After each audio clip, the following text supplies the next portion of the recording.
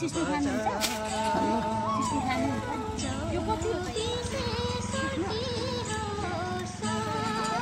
आमामा अनि यो सिस्नु त खाने सिस्नु होइन होला? अल्लो होइन?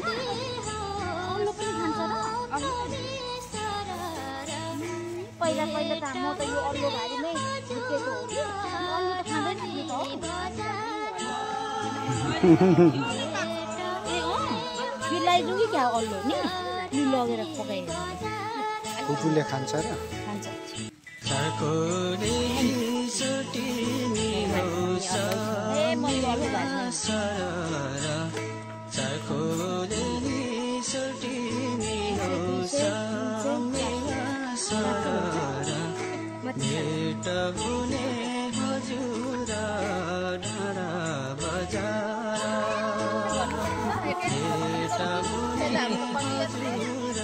ठिकै छ